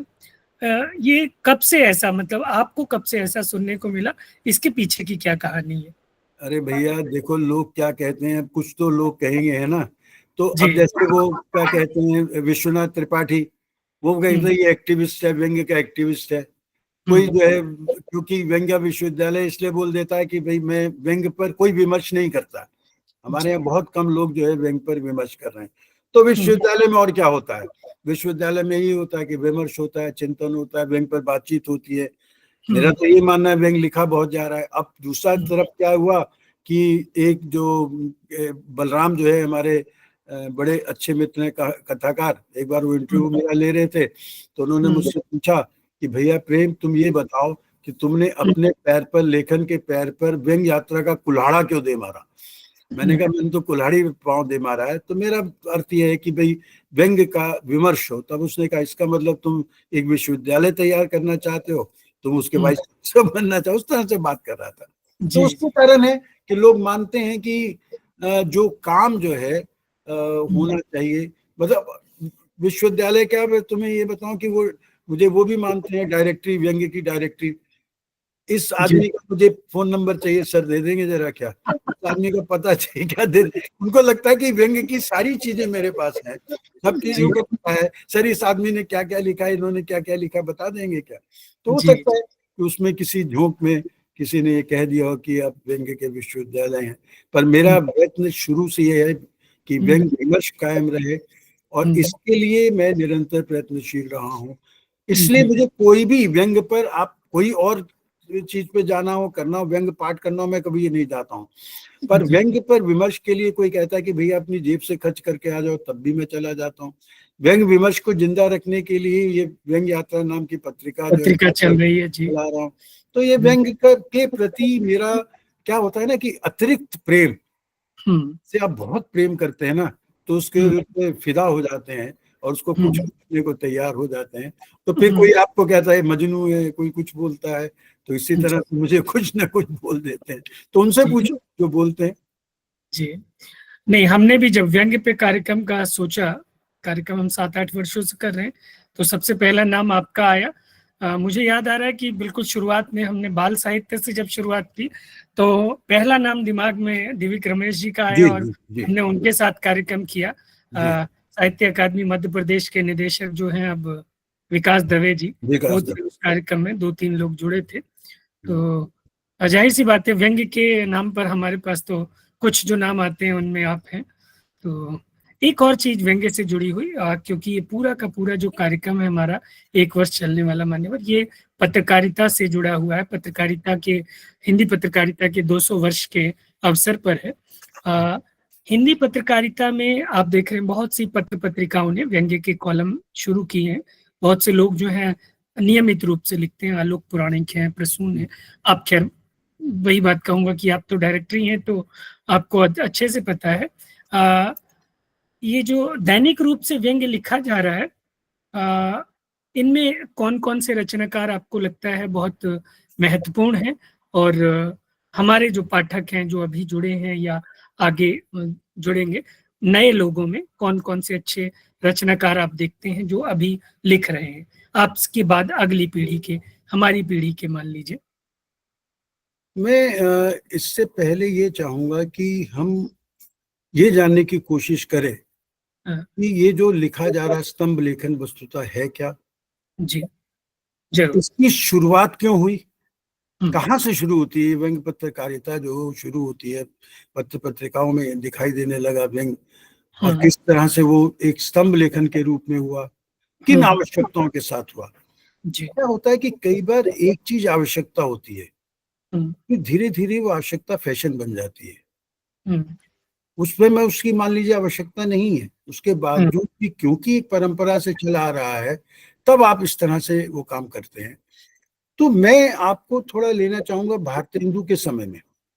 जी, वो जो समय बालकृष्ण भट्ट हैं, प्रताप नारायण मिश्र हैं, अंबिका दत्त व्यास हैं, ये हम्म, इनके कारण व्यंग्य की धमाकेदार शुरुआत होती है। व्यंग्य में हमारे यहाँ हम्म, लोग पढ़ते नहीं है, हमारे यहाँ लोग ये नहीं जानते बंग महिला, उन्होंने भी व्यंग्य रचना लिखी है। हम्म, उसको कोई किसी को मालूम नहीं, आप पढ़ते नहीं इन चीजों को ने। तो वो उनकी रचना चंद्रदेव से बातें, हम्म, और हम जो कहते हैं महिलाएं लिखती नहीं, पहली महिला व्यंग्य जिन्होंने लिखा है हम्म, उस समय बंग महिला को तो आप जानते हैं उनके बारे में।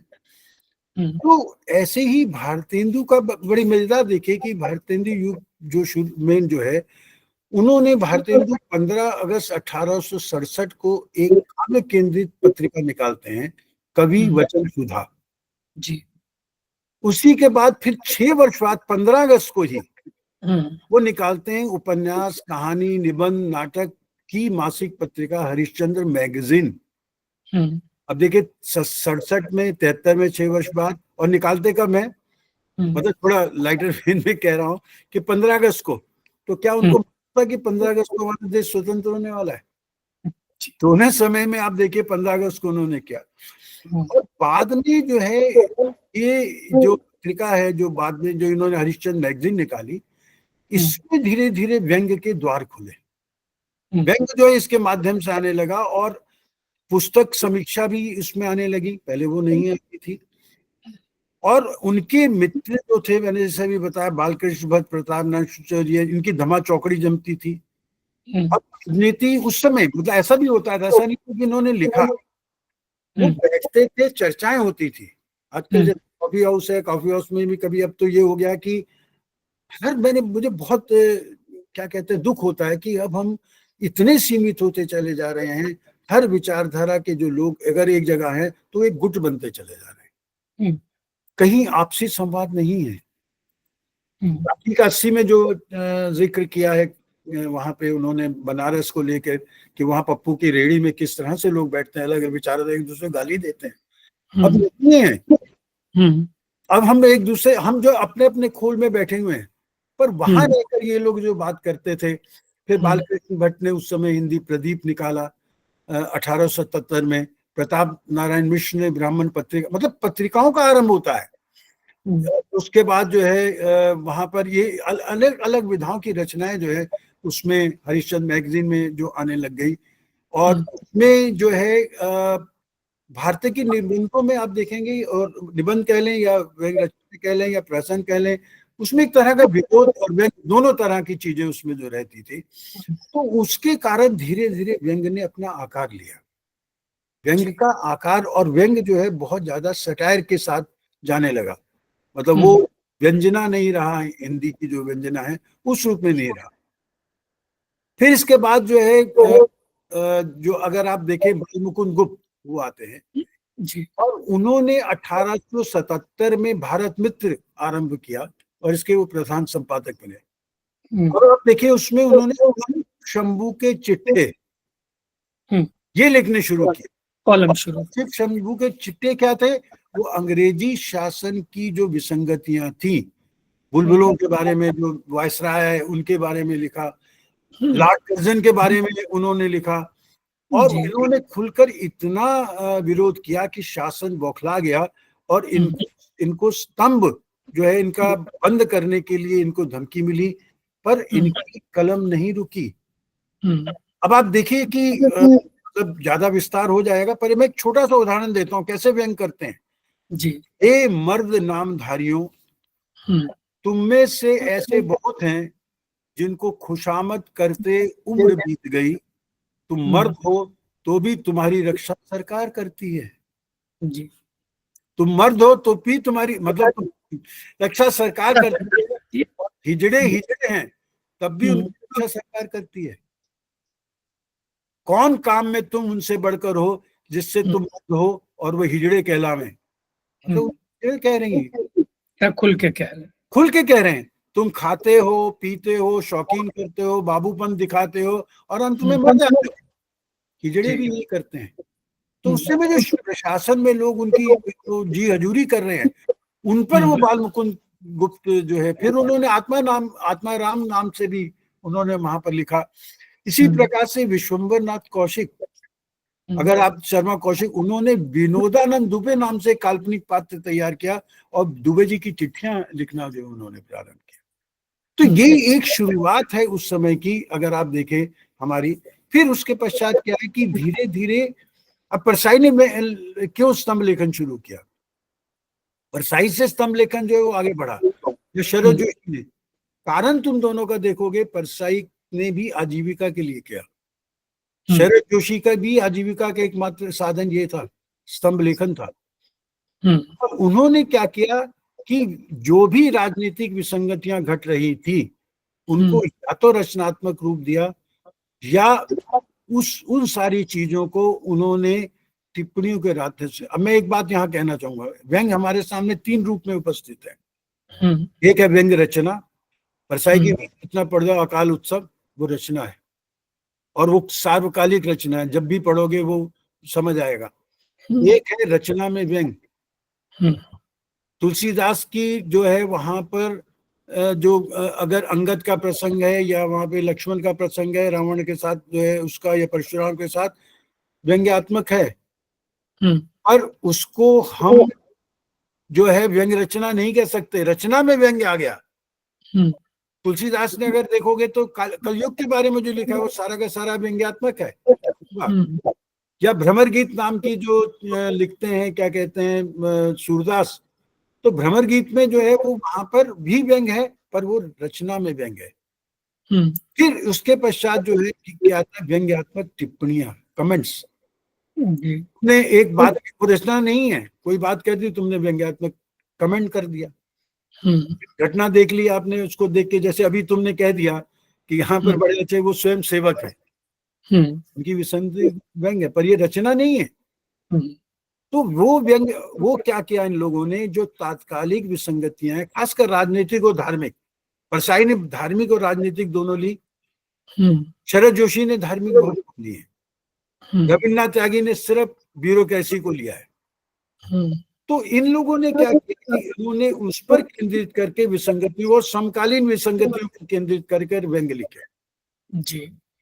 अब देखो कि रचना जो है शरद जोशी की रचना, उनकी एक रचना और भी शरद जोशी है, शरद जोशी के सिवा। अब मालूम है दूसरे शरद जोशी कौन है?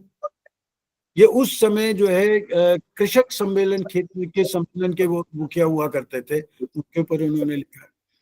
या अगर वो निजलिंगप्पा का प्रयोग करते हैं तो तुम जानते हो निजलिंगप्पा कौन थे? या ठिठुरता हुआ गणतंत्र शाही लिखते हैं कि सूर्य निकल रहा है, उसको निकालने के ससोपा, ये सारी पार्टियां आ रही हैं, जनसंघ आ रही है। उस समय जनसंघ क्या थी, और वो कहती ये लेडी, अब ये लेडी कौन है आप उस समय तो समझ जाते कि इंदिरा गांधी है।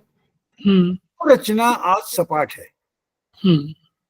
तो उस रचना में जो है वो पैनापन नहीं मिला, क्योंकि वो रचना संदर्भ से जुड़ी हुई है।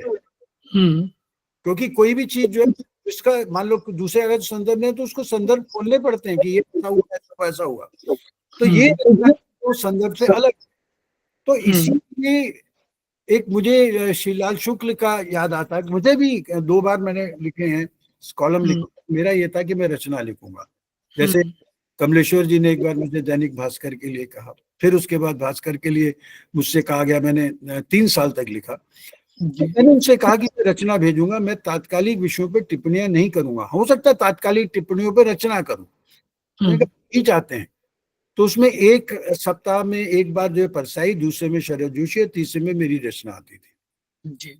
तो मेरा मानना यह है कि आप इनसे ये जो है कल के समय में भी, अब क्या हुआ कि उनके प्रभाव से खासकर शरद जोशी ने जो प्रतिदिन लिखना शुरू किया, उससे जो है व्यंग इतनी ऊंचाई ले गया, क्योंकि व्यंग जो है लोगों को बहुत पसंद आता है, क्योंकि वो आपके मन के, आपके आक्रोश को व्यक्त कर रहा है, भीतर तक जाता है। हाँ, बिल्कुल प्रभावित, आपके अंदर जो आक्रोश है उसका विरेचन कर रहा है, उसको सामने लेके आ रहा है। इस कारण से वो व्यंग जो है वो संपादकीय पृष्ठ का हिस्सा, मुख्य हिस्सा बन गया।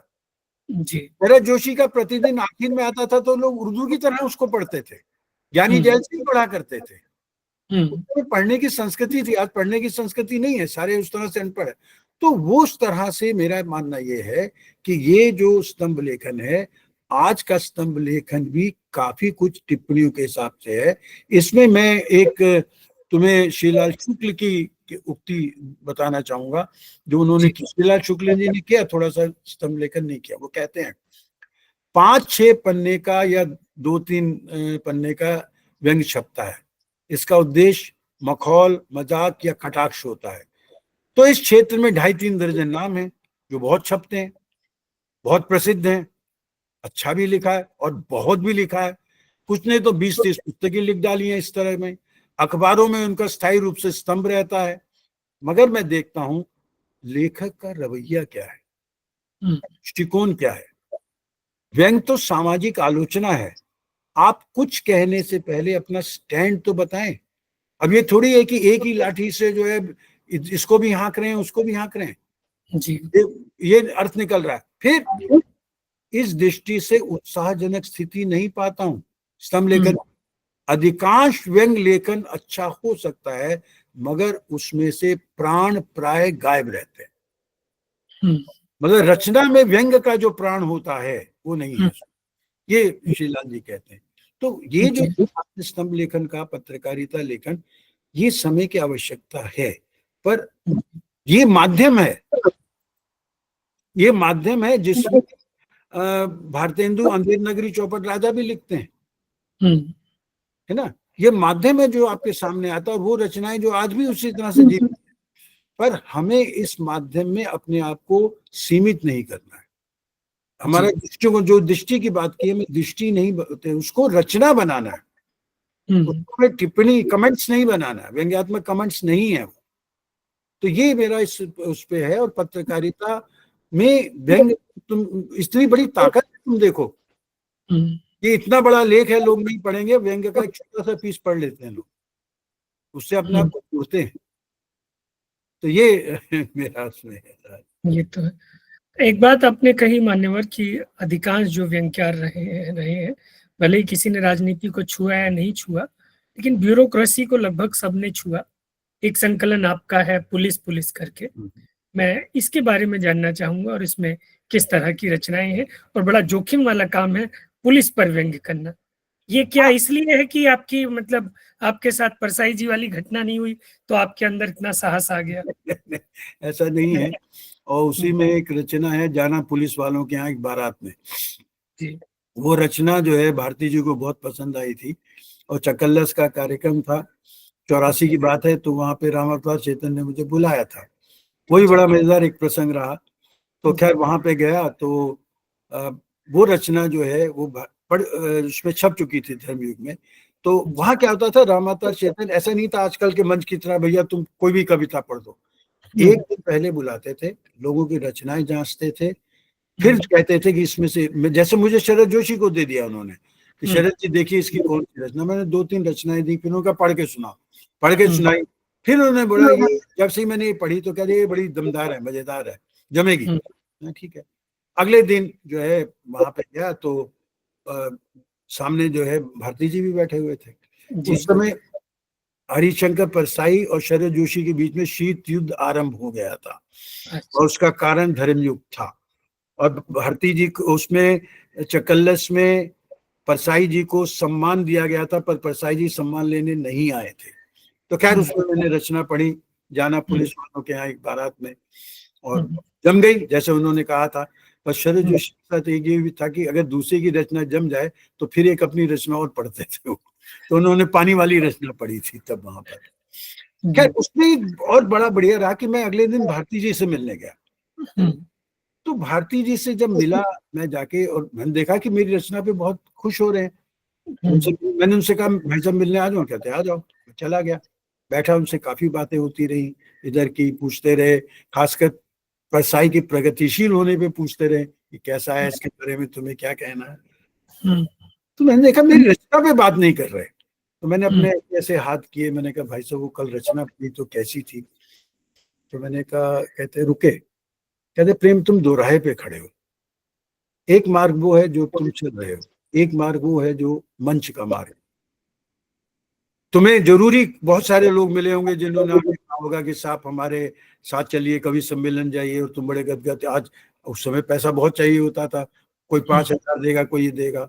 हाँ सर, और तुम्हारा मन भी डोला होगा। हाँ, अब तुम्हें सोचना है कि तुम्हें किस मार्ग पे चलना है। तो मैंने कहा सर, पर शरद जोशी जी भी तो, मतलब मेरा कहना है शरद जोशी भी लिख भी रहे हैं और इस मंच के मार्ग पर भी चल रहे हैं। उन्होंने एक बात मुझे कही, कहते पहले तुम शरद जोशी बन जाओ, मतलब वो अनुशासन ले आओ, उसके बाद उस मार्ग पे जाओ तो बढ़िया। ये मुझे मान लिया, और मैंने तब मान लिया कि भैया मेरा ये मार्ग नहीं है, ये मंच का मार्ग नहीं है। चाहे यहाँ पे एक एक रात के जैसे वेश्याओं को लिफाफे मिलते हैं, आपको भी मिलते हैं, पर मेरा। तो ये उनसे लाभ हुआ मुझे, शरद जोशी वाला जो स्तंभ लेखन का मैं बता रहा हूँ, अपने नजरिए से मुझे बता रहा हूँ। तब आप अपनी कुदाल लेके निकल गए अपना रास्ता बनाने। हाँ, वो तो शुरू से ही, मतलब मानता नहीं हूँ मैं। अब जैसे मेरा मन हुआ कि व्यंग विमर्श पे व्यंग यात्रा हो, तो व्यंग यात्रा शुरू कर दी। पहली व्यंग यात्रा यूट्यूब मासिकी पत्रिका शुरू की, यूट्यूब पे कभी किसी ने व्यंग। तो फिर मैं तो चर्चा करता हूँ अक्सर, जब भी बात होती है कि साहित्य के फॉर्मेट्स की, तो मैं अक्सर उसकी, जो आपने व्यंग यात्रा की यूट्यूब शुरू की है वीडियो, उसकी अक्सर मैं चर्चा करता हूँ कार्यक्रमों में। पर वो उसमें क्या हुआ कि वो लेखन की नाव जो है रेत में फंस जाती है। फिर वो अपना मंदिर अंदर से देखा क्या कर रहा है भैया, तू लिख, उससे छोड़ दिया उसको। मैंने कहा कोई नहीं, प्रयोग किया। फिर व्यंग यात्रा की यात्रा है, व्यंग यात्रा, लेखन। तो इस अब क्या है, धीरे धीरे चले से उम्र हो गई है, अब उतनी कंसंट्रेशन या उतना बैठे या पीठ जो है दर्द करने लगती है, टांगे जो है घुटनों में वो होने लगता है। ठीक है, वो क्या होता है ना कि नशा होता है ना, जो उस नशे के आगे आदमी सब कुछ समर्पित कर देता है। बिल्कुल बिल्कुल, तो ये भी एक नशा है, तो जिसमें आगे लगता है चल पीठ दर्द हो रही है, और घर वालों को बताता नहीं, बताऊंगा कहीं तो उठा देंगे, क्यों बैठे हुए यहाँ पे, क्या कर रहे हैं। अभी मेरी पत्नी 2 बार देख चुकी है, पूछ चुकी है कि ठीक ठाक है पीठ। मैंने कहा हमारे साथ भी यही है, हम रोज कार्यक्रम कर रहे हैं और रोज बहुत सी गालियां हमें मिलती है। अरे वो खा रहे होगे, बिल्कुल बिल्कुल। हाँ, ये तो ये प्रेम को मारा गए सूदो सनाए भाग, मतलब ये समझ लो आग का दरिया है जिसमें डूब के जाना है। जी बिल्कुल। मैं अगले प्रश्न की तरफ बढ़ता हूँ। अब बहुत सारी बातें हैं, मैं थोड़ी सी जो चुनिंदा जिज्ञासाएं हैं वो हाँ, बस चुनिंदा कर रहे हैं। बिल्कुल, क्योंकि समय भी हो रहा है, बहुत सारा समय 40 मिनट लगभग हो गए। पत्रकारिता के बारे में हमने की।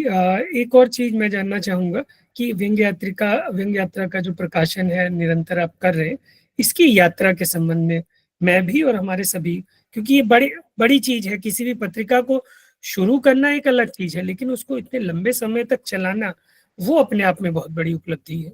ये ऐसा था कि 2002 में मैं जब ट्रिनिडाड से आया यहाँ पे विजिटिंग प्रोफेसर बन के, डॉलर में हिंदी की सेवा की, वहां पे जाकर वहां के समय को समझा। खैर वहां जब आया तो मुझे लगा कि व्यंग लिखा बहुत जा रहा है, पर कैसा लिखा जा रहा है इस पे कोई बात नहीं करता, कोई चर्चा नहीं करता। कुछ पत्रिकाएं थी जो छापती हैं, व्यंग छापती हैं, व्यंग रचनाएं छप रही हैं, और व्यंग का अपना सौंदर्य शास्त्र नहीं है। व्यंग लिखा बहुत गया पर उस पर कोई आलोचना नहीं है, विश्वविद्यालयों में उसका प्रवेश नहीं है, अभी भी उस पर कोई रिसर्च ज्यादा होती नहीं है। तो वो तब तक नहीं होगी जब आप व्यंग विमर्श के बिंदु तैयार नहीं करेंगे। मैंने उस समय जनसत्ता में भी बाद में एक लेख लिखा था, तू भी रानी मैं भी रानी कौन भरेगा पानी। तो सब रानियां हैं, पानी भरने वाला व्यंग्य का कोई नहीं है। तब मैंने प्रयोग के रूप में 5 अंक निकालने का सोचा कि मैं व्यंग्य का विमर्श शुरू करूंगा और हर अलग होगा। जैसे पहला अंक था मेरा व्यंग्य का मनोविज्ञान क्या होता है। मुझे बहुत अच्छा लगा, निर्मला जैन जैसे लोग, कमल किशोर गोयनका, रविंद्र, सारे लोगों ने मुझे उसमें सहयोग दिया। नरेंद्र कोहली, रमेश उपाध्याय उन्होंने लिखा, दिव्यक रमेश ने लिखा जिसकी अभी आपने चर्चा की। फिर मैंने दूसरा अंक जो उसमें निकाला, व्यंग्य में मिथकीय प्रयोग। जैसे भी तुमने मिथक की बात की, जो मैंने भी उसमें सीतापहरण कहते हैं, तो व्यंग्य में मिथक का प्रयोग और अन्य जगह पे अमृतलाल नागर मिथक का प्रयोग करते हैं, दोनों में अंतर क्या है। नरेंद्र कोहली जब मिथक का प्रयोग करते हैं तो वो लोग मिथक की व्याख्या करते हैं और व्यंग्यकार मिथक को तोड़ता है। वो कृष्ण से चुनाव भी लड़वा देगा, वो मिथक को तोड़ता है। मैं जो है राम को पंचवटी थाने ले जाता हूँ, मेरा तो उसमें यही है ना कि सीता का अपहरण हो गया तो राम लक्ष्मण जो है पेड़ों से पौधों से क्यों पूछ रहे थे कि भैया सीता कहाँ है, देखी तुम देखी सीता मृग नहीं। अरे वो पंचवटी थाने चले जाते, थाने से कहते तो थानेदार ढूंढ के दे देता, और उनके साथ व्यवहार ऐसा हुआ, उन्होंने कहा हम खुद ही ढूंढे तो ज्यादा अच्छा है। मेरा उसमें कहना सिर्फ है, जो अंत उसका है कि थानेदार मर जाता है, थाना वही रहता है, व्यवस्था वही रहती है। वहां की तब की व्यवस्था और आज की व्यवस्था में कोई फर्क नहीं। तो खैर इस तरह से फिर मैंने जो है एक व्यंग्य कविता हाशिए पर क्यों, अरे कबीर से चली परंपरा जो कविता जो पत्नी और जीजा साली के उसमें पड़ गई, और कोई भी अच्छा व्यंग्यकार जो है अपनी कोई व्यंग्यकार कहलाना नहीं चाहता, इसीलिए मैंने इसका भी एक अंक निकाला था अभी पीछे, कबीरी धार की कविता, जिसमें नरेश सक्सेना, राजेश जोशी, विष्णु नागर, सुभाष राय, दिव्यक रमेश, बहुत सारे लोगों की मैंने कहा ये व्यंग्य कविता है। वो लेके सामने आया केदारनाथ सिंह की निराला की कविता, बापू अगर तुम मुर्गी खाते। ये हैं कविताएं जो व्यंग्य की हैं, और हम व्यंग्य कविता के नाम पे किसको जानते हैं। तो मेरा मतलब ये, जैसे हिंदी व्यंग्य में नारीश्वर, अब हमारे यहाँ पे अगर सूर्यबाला नाम भी मैंने लिखा, सूर्यबाला जी कई जगह कोट करती हैं, तो व्यंग्य को पुरुषोचित विधा मान लिया जाता है, व्यंग्य में है ही नहीं। जबकि मैंने बताया तब शुरू में जो है उन्होंने लिखा जो है व्यंग्य लिखा है। तो ये सारी चीजों के कारण मुझे ये सारे प्रश्न पहुंचते रहते थे। फिर मैंने परसाई पे अंक निकाला, 2 अंक निकाले 198 पृष्ठ के। श्रीलाल जी पे निकाला, श्रीलाल जी ने अंक आया और किताब आई तो उन्होंने कहा इसने मुझे रिबिल्ड किया है। परसाई पे जब किताब आई वो इससे आई, क्या कहते हैं, घर से, उस किताब का शीर्षक था हिंदी व्यंग्य की धार्मिक पुस्तक हरिशंकर परसाई। लोगों ने इसको धार्मिक पुस्तक क्यों, मैं को वो धार्मिक पुस्तक है, अगर उन पे आप सवाल उठाओगे तो दंगा हो जाएगा, तो इसलिए मैं उनको धार्मिक पुस्तक कहता हूँ। इसी तरह से मैंने रविन्द्रनाथ त्यागी, शरद जोशी पे निकाला कि हिंदी व्यंग्य का नावक, तो ये अंक निकाले। फिर इस तरह से, तो ये मेरा मुख्य। और दूसरा क्या है, हिंदी व्यंग्य की किताबों पे सही चर्चा नहीं होती है, तो मैंने त्रिकोणीय कॉलम शुरू किया, जिसमें एक ही किताब पर 3 लोग लिखेंगे, रचनाकार अपनी रचना प्रक्रिया बताएगा, रचनाकार से संवाद होगा, इसी तरह से व्यक्ति को लेकर व्यक्ति पे चर्चा हो। आजकल परसाई शरद जोशी, वो जो हमारा व्यंग्य का भक्ति काल है उसी को चल रहे हैं, आधुनिक काल पे आप आ ही नहीं रहे हैं। आज ज्ञान क्या लिख रहा है, आज जो है सुभाष चंद्र ने जो इतिहास लिखा वो किस तरह का है, इस पे चर्चा ही नहीं है। कोई नई किताब आ जाती है, छोटी छोटी समीक्षाएं होती हैं, उस पर बात नहीं होती है। तो इस दृष्टि से मैंने इसको शुरू किया। इसी तरह से नई पीढ़ी को व्यंग्य से जोड़ा जाए, व्यंग्य की कार्यशाला। और ऐसे ही हमने साहित्य अकादमी से जुड़ के कार्यक्रम किया था, और एक कार्यक्रम 20 सितंबर को और कर रहे हैं। साहित्य अकादमी में व्यंग्य का प्रवेश बहुत धीमा है, व्यंग्य को जो जिस तरह से लोग लेते हैं, पर मैंने उनसे करके अभी साहित्य, पहले हमने किया था जिसमें विश्वनाथ त्रिपाठी थे, नित्यानंद तिवारी थे, हमने व्यंग्य की कार्यशाला की, व्यंग्य पाठ कैसे पढ़ा जाए इसके बारे में बताया। युवा पीढ़ी जो 18 लोग आए थे उस कार्यशाला में। तो ये मेरा मकसद सिर्फ सारी चीजों का जो कह रहा हूँ, जैसे हमने डलहौजी में, जैसे हमने मुंबई विश्वविद्यालय में, जैसे हमने गुजरात में, जैसे हमने बिलासपुर में, जबलपुर से शुरू किया था, सब जगह हमने कार्यशाला इसीलिए की है कि व्यंग्य पर विमर्श हो। तो इस कारण से पत्रिका निकाली, ये मिशनरी पत्रिका है। उस समय भी 20 रुपए की पत्रिका थी, आज भी 20 रुपए की पत्रिका है। 20 वर्ष हो गए हैं, 2 दशक हो गए हैं। और इस पत्रिका को श्रीलाल शुक्ल, नामवर सिंह, निर्मला जैन, विश्वनाथ त्रिपाठी, जितने भी लोग हैं, सबसे मैं रचना मानता हूँ, कोई मना नहीं करता है, कोई पैसा नहीं मांगता है। और अभी तो राहुल देव जो बहुत अच्छे भाषाविद हैं, तो उन्होंने तो एक जगह कहा कि प्रेम जन्मेजय को आप जो है हमारे भारतवर्ष का वित्त मंत्री बना दें, ये महंगाई नहीं बढ़ने देगा, 20 से 20 ही रहने दी पत्रिका। ये तो ये बिजनेसमैन नाराज हो जाएंगे आपसे। वो आपको हॉस्पिटल पहुंचा देंगे, उनको महंगाई चाहिए। तो तो मेरा लक्ष्य जो है उसमें ये रहा कि भाई व्यंग्य यात्रा से विमर्श हो, और ये हुआ। और व्यंग्य यात्रा से कारण व्यंग्य कुएं से बाहर निकले। और कल्पना जी, इनसे मैंने बातचीत की थी जी, इनसे बात करके देखिए यहाँ वहां की रचना। अब जैसे जब मैंने बताया कि जब वहां गया मॉरिशस में, इनसे और इनकी सखी से भी बातचीत हुई, और उनसे भी व्यंग्य के बारे में इतनी प्यास है लोगों के मन में, वो जानना चाहते हैं। वहां पे अगर आप देखें, रामदेव धुरंधर इतना अच्छा व्यंग्य लिखते हैं। मॉरिशस में बहुत सारे लोग हैं अलग अलग जगह पे जो लिख रहे हैं। तो मेरा लक्ष्य जो है व्यंग्य का विस्तार, व्यंग्य को कुएं के मेढक बनने से बाहर निकालना, ये बताना कि ममता कालिया भी व्यंग्य लिखती है, ये बताना कि नामवर सिंह ने व्यंग्य लिखे थे, ये बताना कि धर्मवीर भारती ने व्यंग्य लिखे, ये बताना कि कमलेश्वर का व्यंग्य संग्रह है गड़े मुर्दे, ये बताना लोगों को ये कि ये व्यंग्य का विस्तार। आप अपने कुएं में खुश मत रहें, आपके बाहर बहुत बड़ा आकाश है, उससे जुड़े, तभी व्यंग्य साहित्य की पंगत में बैठ पाएगा। तो ये मेरा संक्षेप में व्यंग्य यात्रा का उद्देश्य है। बिल्कुल सही बातें बताई आपने। और बहन कल्पना लाल जी भी बता रही थी, वो दिल्ली भी आई और आपसे, हाँ, मुलाकात घर आई थी, घर आई थी, आपके घर पे मुलाकात हुई, उस प्रसंग पे भी चर्चा हुई। बहुत बहुत और बहुत काम कर रही हूँ वहां रहकर। जी, अपने महाकाव्य कांश सुनाया था मुझे, खैर वो जी बहुत लंबा हो जाएगा, अब समय भी हो रहा है जी। वो बहुत बहुत काम कर रही हैं। और मैं तो यही कहूंगा कि आप सब शतायु हो, ऐसे ही सक्रिय बने रहें, स्वस्थ रहें। मैं अगले प्रश्न की ओर आता हूं बहुत तेजी से, क्योंकि समय अब काफी हो गया कुछ प्रश्नों को छोड़ते हुए। व्यंग्य को या व्यंग्यकार को किन नैतिक सीमाओं का ध्यान रखना चाहिए, रखना भी चाहिए या नहीं रखना चाहिए? देखिए, ऐसा है, मैं एक उदाहरण देता हूँ व्यंग्य क्या है, व्यंग्यकार कैसे होना चाहिए, आपको समझ आ जाएगा जी। व्यंग्यकार का एक रूपक सब मान के आपको बताता हूँ कि क्या है कि कहीं पे भी आप जाते हैं, आपको तकलीफ होती है, तो आप क्या करते हैं, पहले डायग्नोस कराते हैं, ठीक है, फिर उसके बाद चिकित्सक के पास जाते हैं, फिर आपकी सेवा शुश्रूषा कौन करता है, नर्स करती है। ऐसे ही व्यंग्यकार पहले स्थितियों को डायग्नोस करता है, विसंगतियों को डायग्नोस करता है, निदान करता है, फिर शल्य चिकित्सक की तरह उसकी चिकित्सा करता है, फिर एक नर्स की तरह करुणा से सिक्त होकर उसकी सेवा शुश्रूषा करता है। तो व्यंग्य जो है नैतिकता विहीन नहीं हो सकता, व्यंग्य ऋणात्मक नहीं हो सकता। ऐसे ही एक उदाहरण देता हूं कि जैसे मान लीजिए जो सुंदर स्त्री है, तो सुंदर स्त्री जो है उसके जांग में बहुत फोड़ा है, मवाद बह रहा है, तो वो चिल्ला भी रही है, उसको इमरजेंसी में लाया जाता है, डॉक्टर के सामने रखा जाता है स्ट्रेचर पे। अब बताइए डॉक्टर क्या कहेगा, पहले उसको देखकर, लड़की सुंदर है, हे कमल नैनी तू इतनी सुंदर क्यों है, तेरा कमल के समान मुख है, वो देखेगा ही नहीं उधर। व्यंग्यकार ऐसी चीजों पे देखता ही नहीं है।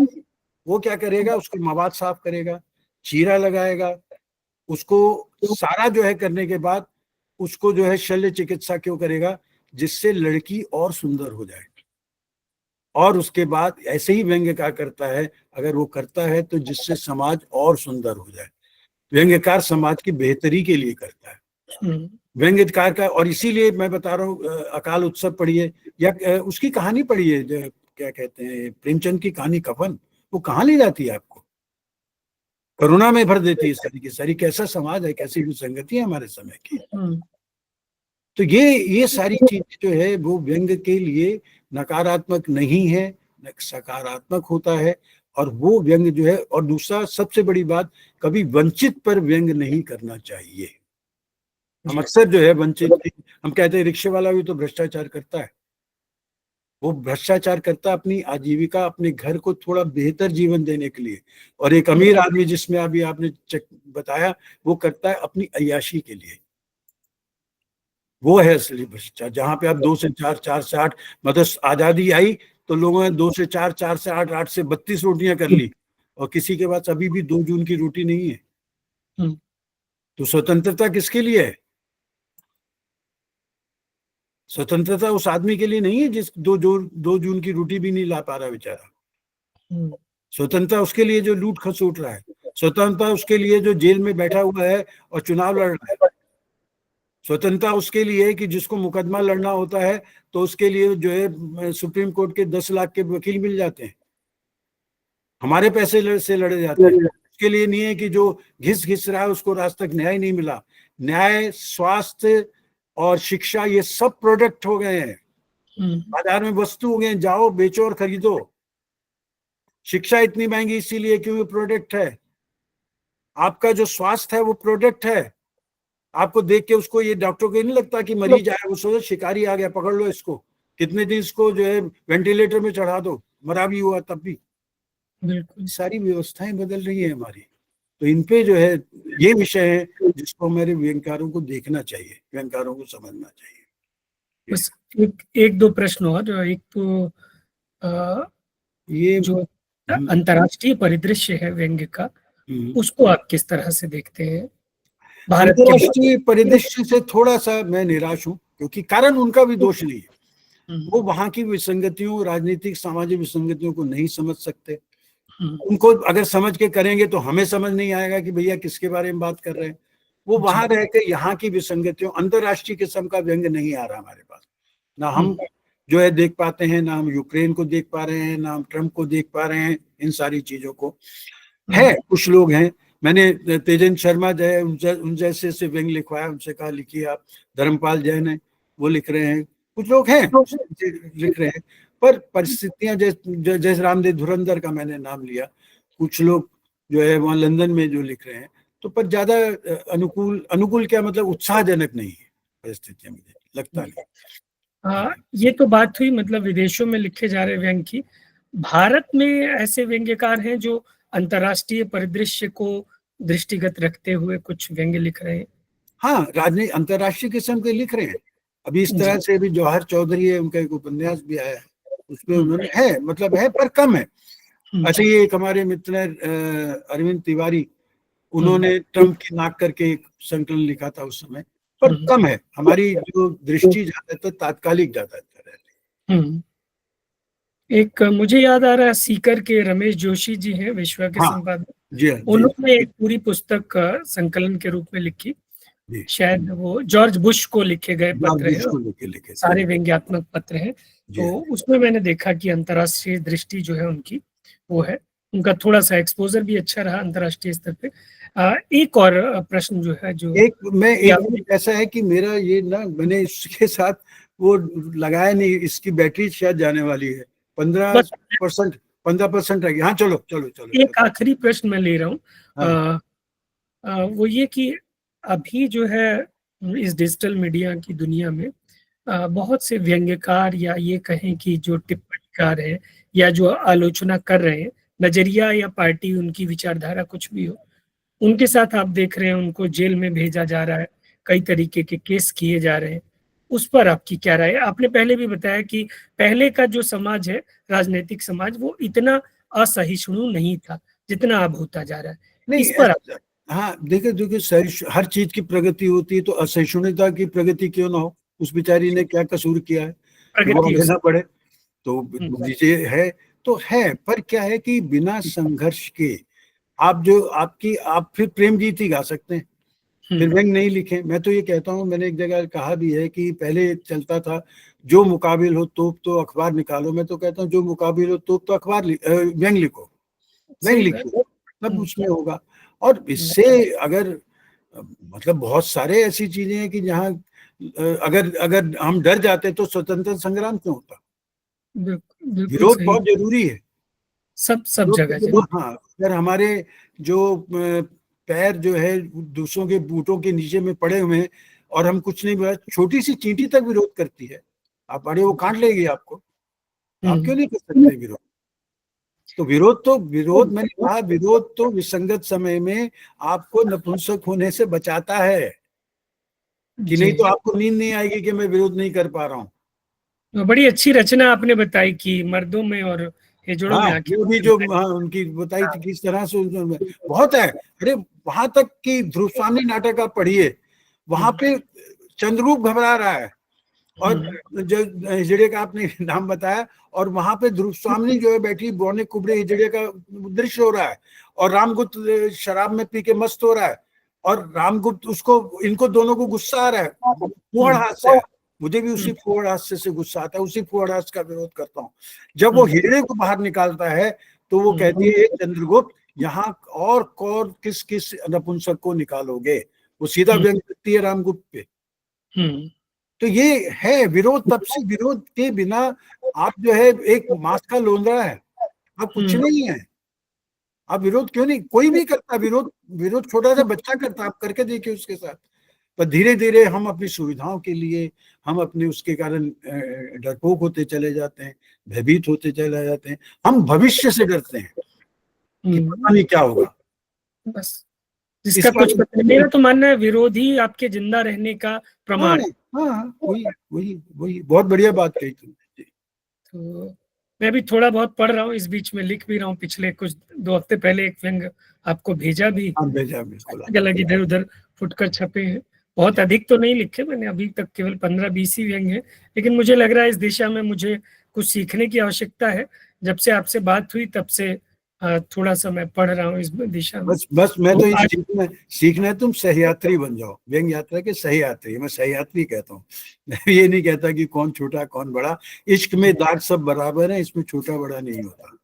बिल्कुल बिल्कुल, अवश्य ही जो भी संभव सहयोग जो भी होगा वो मैं बिल्कुल साथ में करूंगा। तो आज हमने बात की आज के विषय विशेषज्ञ, व्यंग्य के विश्वविद्यालय, व्यंग्य की डिक्शनरी, और भी बहुत कुछ कहा जाता है माननीय प्रेम जन्मेजय जी को, और उन्होंने हमारी सभी जिज्ञासाओं का समाधान किया, चाहे वो उनकी व्यंग्य की शुरुआत की जो प्रेरणा है वो रही हो, क्यों उन्होंने व्यंग्य को चुना, उसके जो कारण रहे हो, या आज के समय में व्यंग्य की जो देश की स्थिति है, अंतर्राष्ट्रीय परिदृश्य में व्यंग्य कैसा लिखा जा रहा है, व्यंग्य लिखने की क्या चुनौतियां हैं, किन नैतिकताओं का जो विशेष रूप से व्यंग्यकार को ध्यान रखना चाहिए। और जाहिर सी बात है व्यंग्यकार को विरोध तो करना ही चाहिए, जहां भी वो, चाहे घर में हो, बाहर समाज में, देश में जो भी चीजें गलत है उनका विरोध करना बहुत आवश्यक है। और मैं पूरे यकीन के साथ कह सकता हूं कि हमारे सभी जितने भी दर्शक यहाँ जुड़े हैं या जो बाद में इसको सुन रहे हैं रिकॉर्डिंग, उन सबको व्यंग्य के इस विमर्श से एक नई दृष्टि मिली होगी, और मैं बहुत बहुत आभार व्यक्त करता हूँ। एक बात और जोड़ दूं, अभी तुमने बात की थी व्यंग्य को लेकर, उसके सवाल उठाया था, जब मैंने उदाहरण भी दिया था व्यंग्यकार क्या करता है। और एक बड़ी बातचीत क्या है कि व्यंग्य जो है इसका हम हथियार की तरह प्रयोग करते हैं जी। और वही मैंने जैसे करुणा होनी चाहिए, ऐसे ही हथियार का प्रयोग एक सैनिक भी करता है, हथियार का प्रयोग जो है एक हत्यारा भी करता है। तो व्यक्ति को, व्यंग्यकार को सैनिक की तरह प्रयोग करना है, दूसरे की जान बचानी है, ना कि दूसरे को की हत्या करनी है इसका। तो ये जी एक बात और अच्छी लगी कि व्यंग्य कमजोर पर न करके हमें जो गलत है, जैसे आपने 2 जून की बात की, लोग आज 30 जून की रोटी खा रहे हैं और कुछ लोग 2 जून की रोटी को भी तरस रहे हैं। तो जाहिर सी बात है कमजोर पे नहीं, जो गलत हैं, जो भ्रष्ट हैं, शक्तिशाली हैं। आपने न्यायालय की बात की कि जिनके पास पैसा है उनके लिए न्याय उनके घर पर खरीद सकते, रात को 12 बजे हाजिर हो जाता है न्याय, चाहे वो आतंकवादी कसाब के लिए हो या बाकी लोगों के लिए। और आम आदमी बेचारा 30-30 साल जेल में रहता है।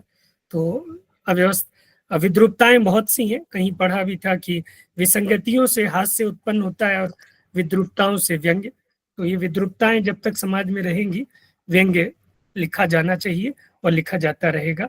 बहुत बहुत आभार मान्यवर जन्मेजय जी। बहुत बहुत धन्यवाद, तुमने इतने प्रश्न किए और कुरेदा मुझे। और कल्पना जी, आप मिली, आपके दर्शन हुए, फिर दर्शन दीजिएगा, मिलेंगे। अच्छा शैलेश, लिखते रहना और भेजते रहना, और कुछ चिंतन को लेकर, व्यंग्य चिंतन को लेकर अगर तुम्हें लगे तो वो उस दिशा में भी अवश्य। हमारी संस्था से जो जितने भी पीछे पर्दे के पीछे हैं, जो बहुत मेहनत कर रहे हैं, उनको मैं साधुवाद, मेरा उनका आभार, धन्यवाद। उन लोगों ने क्या, जितने लोग जुड़े जिनको मैं देख नहीं पा रहा हूँ, आपने अपना समय दिया। आजकल लोगों में समय नहीं है, पर आपने समय दिया, इसके लिए भी धन्यवाद। धन्यवाद आपका बहुत। मैं जो है न्यू मीडिया में थोड़ा सा काम करता हूँ, तो विशेष रूप से जो डिजिटल मीडिया में व्यंग्य है, इसको लेकर विवरणात्मक और विश्लेषणात्मक दोनों तरह से, जैसा आपने बताया कि विमर्श जरूरी है, तो उस दिशा में मैं कोशिश करूंगा कुछ लेख आपको देने की। और पुनः आप सबका बहुत बहुत आभार, विशेष रूप से हमारे आज के मुख्य अतिथि विषय विशेषज्ञ माननीय प्रेम जन्मेजय जी का, बहन कल्पना लाल जी, अखिल कुमार जी, और जो बहुत सारे साथी हमारे साथ पूरा शुरू से अंत तक जुड़े रहे, डॉक्टर मंजू शर्मा जी हैदराबाद से, हरीश कुमार जी, हृदय उपाध्याय जी, जगदीश मालवीय जी, प्रतिभा राजहंस जी। आप अंग्रेजी की प्रोफेसर हैं और हिंदी के व्यंग कार्यक्रम में जुड़ी हैं, अंग्रेजी पढ़ाती हैं प्रतिभा जी। महाराष्ट्र से राजाराम शिवाले जी, मॉरिशस से हमारी दोनों बड़ी बहनें शशि दुकन जी, कल्पना लाल जी, विभा यादव जी, आप सबका बहुत बहुत आभार। और हम फिर से अगले कार्यक्रम में शीघ्र ही जुड़ते हैं। रिकॉर्डिंग।